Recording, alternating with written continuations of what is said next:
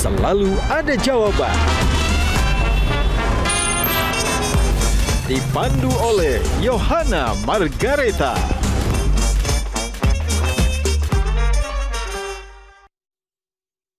Dipersembahkan oleh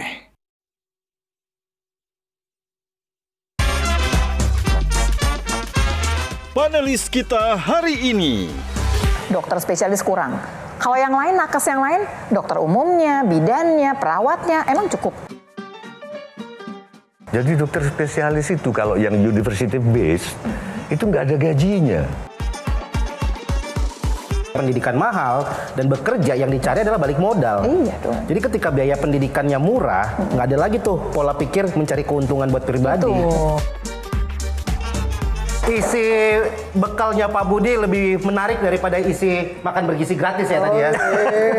Buat saya, kalau kita sebagai seseorang, bukan hanya pejabat ya, sudah kemudian tampil bicara tidak sesuai dengan isi hati, udah fake itu udah susah. Ada kerupuk yang melempem satu, satu toples kabinet, itu melempem menular. Nah ada menteri yang melempem siapa ini gitu? Wah.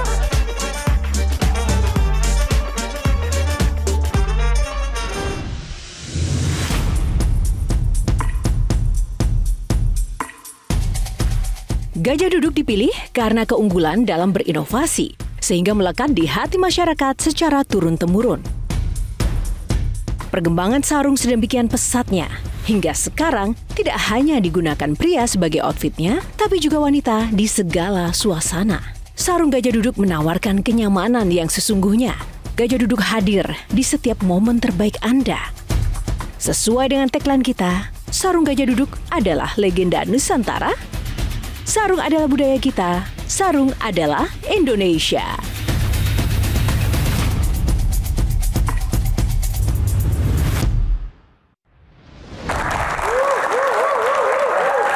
Halo pemirsa, apa kabar? Berjumpa lagi bersama saya Yohana Margareta dalam program spesial Metro TV Q&A, karena setiap pertanyaan selalu ada jawaban. Terima kasih kepada pemirsa yang sudah setia menonton Q&A, dan 3 panelis yang luar biasa menemani saya akan mengulik-ngulik bintang tamu malam hari ini. Siapakah dia?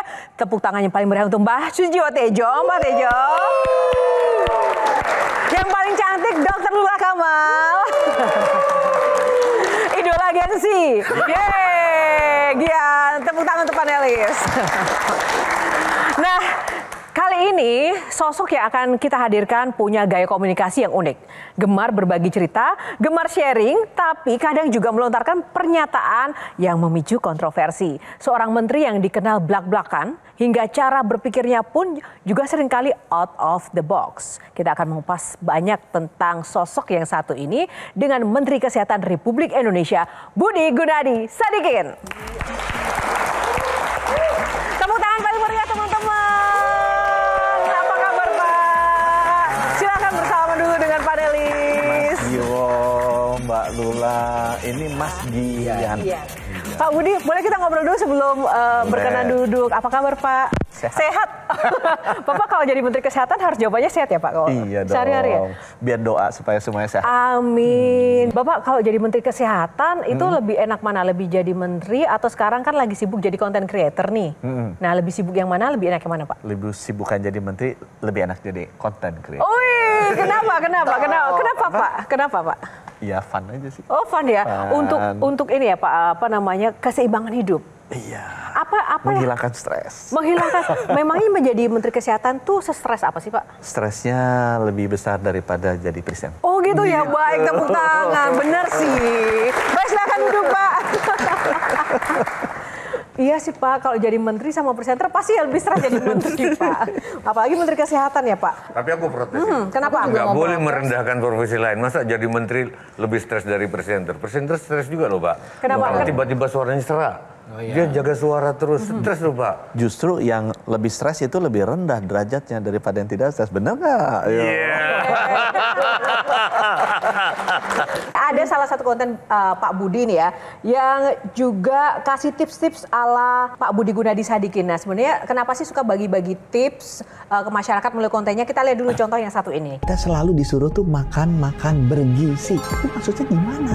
Ini ada contohnya, isi piringku, standar dari Kementerian Kesehatan. Di dalamnya nasinya berapa banyak, sayurnya berapa banyak, buahnya berapa banyak, lauknya berapa banyak. Yang pertama kita isi sama nasi. Butuh protein banyak, masukin juga ayamnya sama tempenya dan tahunya. Jangan lupa sayurnya juga kita masukin. Ini buahnya juga kita masukin biar kita makannya sehat. Ini adalah isi piringku yang membuat gizi makanan kita. Kalian itu termasuk tim bubur yang diaduk atau tim bubur yang tidak diaduk? Kalau saya sih tim bubur yang diaduk. Aneh nggak sih kita makan bubur nggak dicampur dan nggak diaduk? Soalnya kan pengennya sarapan. Teman-temannya suka kerupuk sama saya, kumpul dulu di sini.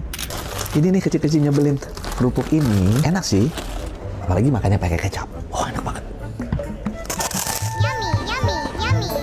Orang Sunda sukanya makan kerupuk. Tapi satu kerupuk ini tahu nggak teman-teman? Ini setara dengan 65 kalori. Jadi kalau 10, ini 650 kalori. Jadi tahu nggak sih, makan kerupuk sebanyak ini kalorinya sama dengan kita makan nasi lengkap seperti ini. Ada karbohidratnya, ada proteinnya, tahu, tempe, dan ada yang enak, ayam bakarnya. Jadi teman-teman mau nyemil ini nggak kenyang atau makan ini kenyang? Siapa kalau sarapan pagi makannya itu sereal, nasi uduk, atau lontong? Saya sebagai Menteri Kesehatan mau nih hidup sehat, apalagi usia udah tua. Kalau pertama kali makan atau sarapan, jangan yang manis-manis seperti tadi tuh, sereal, nasi uduk, lontong. Karena itu gula kita nanti langsung akan naik. Kita butuh makanan yang sehat. Contohnya apa? Contohnya adalah makan protein seperti telur. Pagi ini saya akan sarapan pagi yang sehat, yaitu telur rebus. Ini rendah kalori, tinggi proteinnya untuk memenuhi kebutuhan protein kita yang katanya 0,8 gram per kilogram berat badan. Jadi kalau saya butuhnya 72 kilogram kali 0,8. Hitung aja sendiri. Oleh karena itu teman-teman, yuk kita biasakan makan protein seperti saya. Sangat menghibur dan menarik, dan Pak Budi juga asik banget membawakannya. Tapi saya nggak mau berkomentar banyak. Saya langsung saja minta konten kreator kita yang ada di sini, Gian, untuk menanggapi gimana tadi kesan melihat Pak Budi bikin konten seperti itu. Tepuk tangan buat Pak Budi dong, tepuk tangan dong. Menarik ya. Isi bekalnya Pak Budi lebih menarik daripada isi makan bergizi gratis ya tadi ya. Waduh. Aku juga mau nanya itu. Pak Budi langsung minum dulu. Maksud dan tujuannya lebih itu sehat apa? itu ya. Gitu. Lebih sehat itu. Bapak jadi kepala bagian aja, Pak. Enggak juga, Gian. Nggak cocok. BGS. Bukan. Oh, BGS. Gian, kenapa coba lebih menarik? Beda anggaran. Oh, beda anggaran. Enggak, mungkin anggarannya sama, cuma nyampe di bawahnya udah beda. Oke, Gian. Tapi Minum menarik, lagi ya. Ini udah 2 kali minum Pak ya.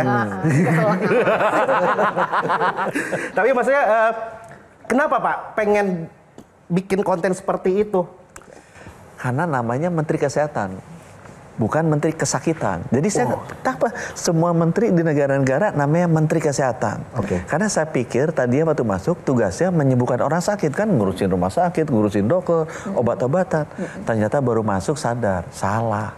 Tugasnya adalah menjaga rakyatnya jangan sampai sakit, rakyat tetap sehat. Nah itu sebabnya namanya Menteri Kesehatan. Gimana cara jaga teman-teman supaya nggak sakit, tetap sehat? Itu namanya kalau di istilahnya promotif, edukasi, sama preventif, mencegah. Nah itu masuk edukasi. Nah apa hubungannya Pak, bawa bekal dengan tadi konsep begitu dan bubur diaduk dan enggak, itu hubungannya dengan kesehatan masyarakat kita apa Pak? Nah saya tanya kan, gimana caranya saya bisa mendidik supaya masyarakat tetap sehat. Supaya tetap sehat itu sebenarnya saya harus mengubah lifestyle. Makannya harus baik, gitu ya. Olahraganya harus baik, tidurnya harus baik. Nah coba kalau ngajar gini kan boring. Mana kayak kita ngajar anak-anak kita model gini. Pak, jadi mesti lucu sama ada makan. Saya nanya kan ke konten kreator, gimana sih supaya saya ngajarnya enak? Bapak ngomongnya jangan resmi-resmi, orang nggak mau lihat. Jadi yang lucu sama makanan. Itu konten berarti itu dari Bapak murni atau emang ada tim konsultan atau siapa Pak? anak muda, karena saya bilang kan, gimana saya bisa, sekarang orang-orang Indonesia kayak saya sama Mas Jiwo ini lansia kan. Kalau kita Pak Teddy bilang lansia. Lansia di atas 60 kan. Jadi kalau kita bikin konten, pasti gaya kita kan. Orang kan nggak bakal suka. Jadi saya cari yang semuda mereka nih. Coba namanya ada Dr. Alvin Saputra. Vin, kalau saya pengen ngomong sesuatu bisa masuk ke anak-anak supaya mereka mau hidup sehat, gimana cara? Gini Pak. Cara yang lucu-lucu aja. Atau ngomongin makanan. Kalau lucu, makan, suka orang nonton. Bener. Di TikTok 1 juta lebih. Budi Gemar Sharing itu tuh nama BGS, Alvin juga? Alvin udah bilang, Pak ini BGS kan banyak dihujat. Supaya nggak banyak dihujat, ini branding. Oh, branding. Oke. Soalnya saya ini tujuannya ya, lifestyle hidup sehat, itu saya mesti tularkan. Ya. Supaya nularkan caranya gimana? Alvin bilang, bikin FOMO Pak di sini. Apa tuh FOMO, Vin? Fear of missing out. Bapak mesti hidup sehat gaya. Jadi kalau orang nggak hidup sehat sama hidup sehat, orang banyak hidup sehat karena keren. Gitu. Kalau aku ada 2 tadi, ada bubur kan, sama kerupuk. Yang bubur, aku lagi mikir, jangan-jangan ini kayak inspirasi Pak Prabowo. Kalau mau memberantas korupsi harus dari pinggir dulu. Makan bubur panas kan dari pinggir kan, gitu loh. Kalau betul gitu, itu satu. Yang kedua, saya keberatan sama yang kerupuk. Pak Budi nggak ngasih solusi. Nggak boleh makan kerupuk. Kerupuk bukan cuma soal makanan, Pak, tapi musik. Kraus. Banyak temanku nggak ada bunyi-bunyian. Saya pernah lihat orang di Bekasi cuci darah. Itu selama cuci darah makan kerupuk seplastik gini. Karena dia, Pak Budi tadi nggak ngasih apa makanan yang ada bunyinya coba. Nah, Mas Jiwo, jangan salah, namanya Budi Gunadi Sadikin. Atau Purbaya Yudi Sadewa, itu nama Sunda. Orang Sunda itu kalau makan nggak pakai kerupuk, susah hidupnya Pak. Jadi saya juga makan kerupuk. Iya kadang dikritik katanya, tapi dikritik makan kerupuk boleh, cuma jangan berlebihan. Ya lari 5 kilo abis itu. Titip buat para menteri lain, jangan seperti kerupuk yang di dalam toples, kelihatannya di dalam kaca bagus, pasti keluar melempem.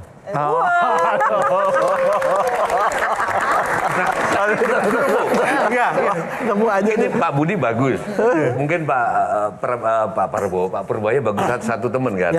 Tapi begitu ada kerupuk yang melempem satu toples kabinet, itu melempem menular.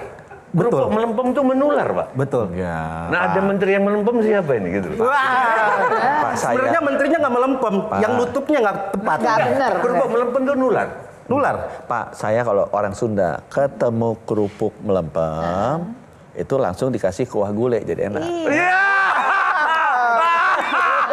Oke. Nah, selain itu ya Pak, karena kan Pak Budi suka sharing-sharing nih. Banyak banget konten, kemudian jejak digitalnya juga menggunung. Nah, Bapak nggak takut itu dipotong-potong? Karena kan biasanya ini Bapak kontroversial, karena banyak pernyataan-pernyataan Bapak itu dipotong-potong. Kita lihat nih beberapa contohnya. Coba lihat. Apapun yang saya omongin dipotong dan disebarkannya begitu. Saya nggak ngerti juga. Mungkin kemudian ada yang mengambil kemudian memutar menaruhnya seperti apa, niatnya seperti itu. Tapi kalau memperbaiki cara komunikasi, saya akan berusaha selalu memperbaiki cara komunikasi saya dan semua masukan welcome. Oke, nah Pak, jadi pejabat pernah ini nggak Pak merasa khawatir ngomong atau takut ngomong karena kan kita nggak pernah tahu maksudnya bercanda tapi ternyata blunder Pak? Ini, buat saya kalau kita sebagai seseorang, bukan hanya pejabat ya, sudah kemudian tampil bicara tidak sesuai dengan isi hati, udah fake itu udah susah. Jadi saya lebih baik ngomong apa adanya aja, tetap. Kedua, yang penting omongannya itu baik buat masyarakat. Jadi kalau kita ngomong apapun, ya pejabat harus siap konsekuensi dihujat kan. Ya kalau kita, yang penting kita ngomongnya jujur aja, sesuai dengan kita, jangan dipoles-poles. Kalau poles-poles nanti jadi susah juga. Tapi saya pengen tanya gini Pak, kan jangan sampai kejadian lagi tuh dipotong-potong. Nah untuk antisipasinya kan gimana? Mitigasi deh. Kalau saya bilang, saya kan lihat misalnya kayak Ibu Ani bicara di ITB kan saya ada di sana kan. Ya gimana kita bisa menghindari kalau ada orang udah mau jahat mau jahat juga tetap dipotong-potong. Dan saya berharap Ya anak-anak adik-adik ini makin lama makin pinter lah. Mereka juga tahu mana yang benar, mana yang enggak. Mereka juga punya kata. Ya Pak, tapi jujur Pak, ada tidak sebuah pernyataan atau sebuah peristiwa yang membuat Bapak itu baper? Karena kan sekarang itu serba netizen yang berdaulat begitu ya, ibaratnya nih, kasarannya nih gitu. Bapak pernah baper nggak? Kalau iya di case yang mana dari pernyataan Bapak atau mungkin dari sikap Bapak yang terlihat di publik begitu? Saya nggak pernah baper, tapi saya pernah ngerasa agak stres kalau yang baper itu keluarga, ya itu ada. Oh, gitu ya? Nah, jadi istri, anak-anak kan mereka yang merasa lebih stres. Kalau saya sih enggak, kenapa? Menteri Kesehatan itu harus menyarankan ya, kematian paling tinggi stroke, nomor 2 jantung. Apa penyebab stroke sama jantung? Stres. Darah tinggi. Oh, darah tinggi. Darah tinggi itu kalau stres. Jadi kalau kita baper-baper itu darah tinggi naik, ya kalau terusan ya cepat wafat lah gitu nanti. Oke, menarik. Jadi jangan baper lah. Jangan baper ya. Oke, biar kita nggak baper, kita mau buka box dulu Pak. Boleh pilih box nomor berapa? Yang pertama. Ada 1 sampai dengan 9. Boleh yang pertama mungkin nomor favorit Bapak berapa agar kita buka boxnya. Nomor 3. Nomor 3 Pak ya. Kita buka box nomor 3. BGS dan burung hantu. Bapak kan ini ya, beberapa pernyataan kan viral begitu. Tapi Bapak tuh apakah seperti burung hantu yang secara filosofi Bapak anggap sebagai lambang ketenangan, kebijaksanaan. Nah itu ada hubungannya nggak Bapak dan burung hantu? Sebenarnya terus terang, saya kan dari kecil kalau sebenarnya pertama kali kerja lah, bisa ke luar negeri. Setiap kali ke luar negeri itu saya kumpulin. Mulainya kan biasanya gantungan kunci gitu kan. Terus gantungan kunci itu apa? Magnet-magnet. Terus saya stiker. Sekarang ininya saya tuh koper saya penuh tuh ditempelin stiker dari seluruh negara. Abis itu apalagi kaleng-kaleng. Akhirnya saya kumpulin burung hantu. Jadi burung hantu ini setiap negara saya datang karena ada burung hantu, lucu kan? Sejak kapan dan kenapa burung hantu yang dipilih? Mungkin udah ada 10 tahun kali ya. Ya kenapa? Ini yang pertama ya. Yang lainnya udah. Jadi saya udah beli stiker, udah beli ini, kunci segala macam, kaleng.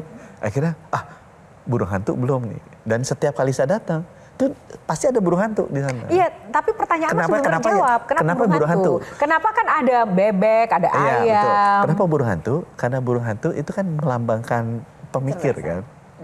Bukan diem ya saya tertarik ya. Karena dia orang yang melambangkan, oh ini seorang yang suka mikir, suka berkontemplasi, suka mencari hal sesuatu yang baru. Nah, saya ngambilnya ke situ. Mbak Tejo, menurut Mbak Tejo, hubungan Pak BGS dengan burung hantu itu secara filosofi budaya? Ya mungkin saudaranya.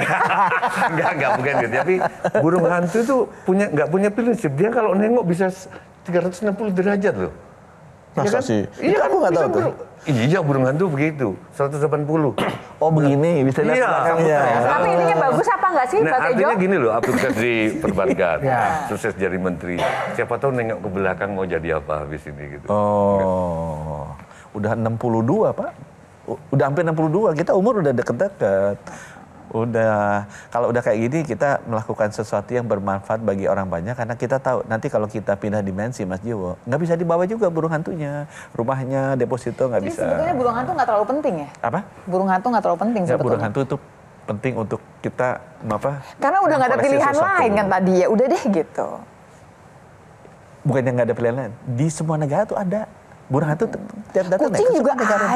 Kucing ya, ada. Oke, pertanyaan bagus. Aduh, kita jadi debat kucing dan burung hantu. Oke, kita akan lanjutkan debat kucing, burung hantu dan satwa-satwa lain seusai jeda. Hanya di Q&A karena setiap pertanyaan selalu ada jawaban. Jelajahi cara baru mendapatkan informasi. Download Metro TV Extend sekarang.